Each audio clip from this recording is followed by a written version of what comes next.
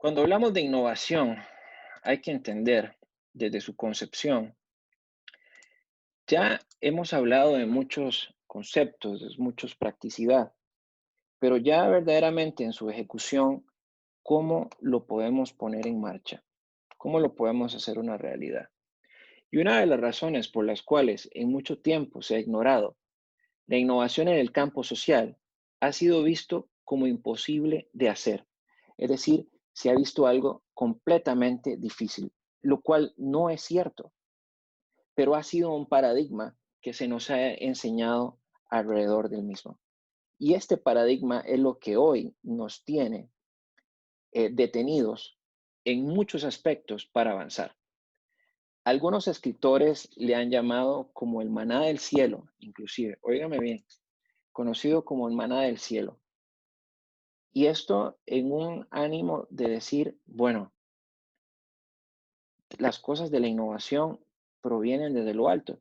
Sí, viene como una inspiración divina, me podrá decir usted, pero ya en la realidad hay una serie de contextos y de consideraciones importantes. Una de ellas es que Joseph Schumpeter, el del cual hemos venido hablando, en sus obras, en sus primeras obras, fue uno de los primeros en oponerse a esta práctica y sobre todo a la concepción, es decir, que la innovación era vista como algo esotérico, como algo utópico. Y su primera argumentación era la necesidad de la importancia del liderazgo. Y aquí hacemos alusiones a situaciones que vivimos hoy en día. ¿Cuál es el tipo de liderazgo que está influyendo en nuestro país? ¿Cómo se está viendo el mismo? ¿Y cómo está teniendo un impacto en efecto y en la esencia social y cultural? Pero su segunda argumentación que hacía era la visión. ¿Hacia dónde se querían encauzar el desarrollo de nuevos productos y servicios? Y eso es algo que todavía en nuestro país nos hace falta. Políticas que incentiven la generación de nuevos mercados, la inversión en tecnología, y el Estado puede hacerlo. Y eso traería consigo empleo, traería consigo nuevas oportunidades de trabajo. Pero ¿qué nos falta? Desarrollar la capacidad de emprendimiento. No hay más. Es necesario desarrollar la capacidad de emprendimiento. Y sobre esa capacidad de emprendimiento, uno se puede preguntar, bueno, ¿cuál es el resultado? ¿Cuál es el resultado que se puede esperar de todo esto? Pues muy sencillo. El resultado que se espera es destruir la inercia en todos los niveles de la sociedad. Y esa inercia que amenaza con destruir todas las nuevas iniciativas, lo cual conlleva a los empresarios a fracasar en sus procesos organizacionales. Y cuando esos procesos organizacionales se dan en la búsqueda, usted se pone a pensar, bueno, ¿y por qué estos procesos fallan? ¿Qué es lo que está ocurriendo? No es una cuestión propia de la organización, sino más bien es pensar y encontrar los verdaderos cimientos de dónde hay que mejorar. En palabras del propio Schumpeter, cuando existe en el pecho del hombre hacer algo nuevo, las fuerzas del hábito buscan anteponerse y dar testimonio con nuestra capacidad de trascender. Y acá es donde vemos que la innovación es el resultado de la lucha continua de la historia entre los emprendedores individuales, abogando por soluciones novedosas a problemas particulares y a la inercia social.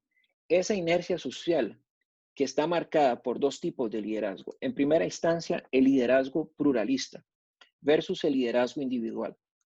Aquí es necesario entender que se va a permitir una serie de perspectivas en contraste con el liderazgo individual, el cual busca solamente el totalitarismo, pero ese totalitarismo que viene disfrazado y en algunas maneras es entendido como espacios de dictadura, minando la capacidad creativa de las partes. Y entonces aquí surgen una serie de preguntas.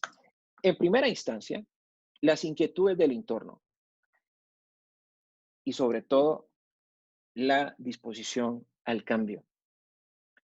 Pero sobre estas tres aspectos nace la necesidad de que haya apertura a nuevas soluciones e ideas considerado como algo esencial para los proyectos de innovación.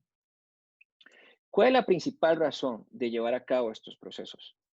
Bueno, una característica importante de la innovación es que cada una consiste en la combinación de ideas existentes, capacidades, habilidades, recursos, entre otros. Y aquí es cuando las empresas tienen que entender que no son ajenas a su realidad demográfica. Recordemos, hace muchos años dejamos de vivir en feudos y esta conversación busca desmitificar todos estos que se han venido marcando en nuestro paradigma y en nuestra realidad social. Pero hay una realidad. ¿Cuál es esa realidad?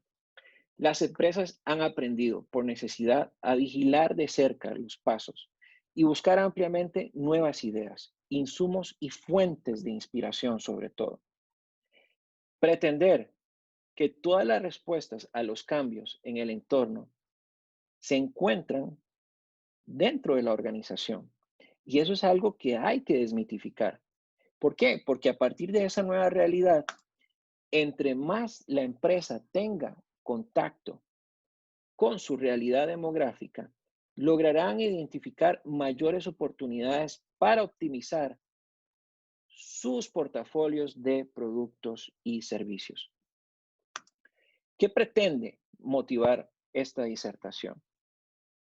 Una mayor sensibilidad ante las nuevas necesidades que todos los días vienen emergiendo. Y esas nuevas necesidades las logramos ver en todo lo que hacemos. Lo que pasa es que no siempre les queremos prestar atención. Hay nuevas formas de hacer las cosas.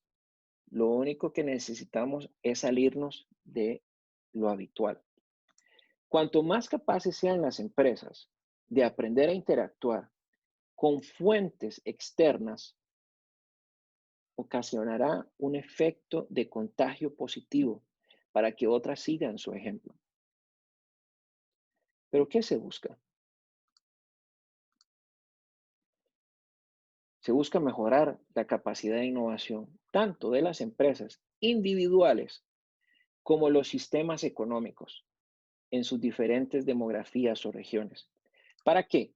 Para que haya una mayor propensión de desarrollo económico local. Ese necesario desarrollo económico local. Y aquí es donde las pequeñas y medianas empresas deben compensar sus recursos internos para lograr interactuar con las nuevas necesidades del entorno. Es decir, salga de las fronteras de su empresa, vaya y tenga contacto con lo que existe fuera de ella. Y eso le permitirá generar mayor retorno. Pero de igual forma, las grandes empresas dependen cada vez más de fuentes externas para catapultar su actividad innovadora. Y aquí es una variable importante, la capacidad de absorber conocimiento.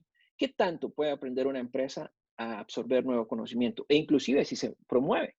Y si no, autores como Cohen y Leventhal en 1990 han planteado una necesidad para que las grandes y pequeñas empresas están en constante aprendizaje. Un reto. El síndrome de lo que no es inventado aquí. Eso hay que desmitificarlo. Las cosas que no son inventadas en su organización tienen que ser desmitificadas y pasar de los ecosistemas, lo cual refleja que solamente ha habido un carácter acumulativo de un conocimiento que ha sido únicamente incrustado en la empresa desde una perspectiva puramente lineal. Pero ¿qué pasa con el conocimiento base de la empresa? En primera instancia, usted sabe los recursos y capacidades que tiene. Y una vez que los conozca, va a poder reconfigurarlos. Y esa reconfiguración le va a permitir optimizar sus capacidades organizacionales para obtener un mejor portafolio de productos y servicios. Con el tiempo, la estructura organizativa de la empresa y su base de conocimiento necesita evolucionar al futuro. De ahí que aspectos como el liderazgo, la visión, son trascendentales. Pero acá la competencia tecnológica. ¿Cuál es la competencia tecnológica? De forma natural, se ve impugnada las capacidades tecnológicas de la organización en cuanto a aspectos de configuración se refiere y de conocimiento, erosionando lo que se ha venido acumulando como antiguo para generar la destrucción creativa en todo momento. ¿Esto a qué nos conduce? Primero, a que las personas puedan realizar procesos libres de experimentación con la suficiente libertad. Inclusive en caso de no conseguir los resultados esperados, es necesario que sea visto como una oportunidad de aprendizaje y se logren sacar conclusiones, no como una experimentación del fracaso. Y aquí suceden dos aspectos. Cuando hay vínculos fuertes o débiles con los socios, y esta extensión de vinculación permite generar mayor conocimiento. El vínculo débil es cuando no hay una comunicación muy frecuente. El vínculo fuerte es cuando hay una constante retroalimentación. Lo más importante, relacionarse con los socios. Pueden ser proveedores, pueden ser socios estratégicos y también con los clientes. Pero en el marco de ir conformando una red, esas redes y esos círculos de influencia que necesariamente tienen que ir creciendo, que son útiles para gestionar y mantener una apertura a un conocimiento nuevo y a un conocimiento refrescante. Ya para terminar, con un folclore popular. La innovación es un logro colectivo que requiere funciones clave de numerosos empresarios, tanto del sector público como del sector privado. En el momento en que logremos entender que esta afrenta política se acabe, vamos a tener una sola nación y una sola voz. Espero que les haya gustado. Avenidas de conocimiento prácticas para implementar la innovación. Seguimos promoviendo la innovación con estos espacios, con estas conversaciones. Estoy para servir y gracias por los que estuvieron aquí.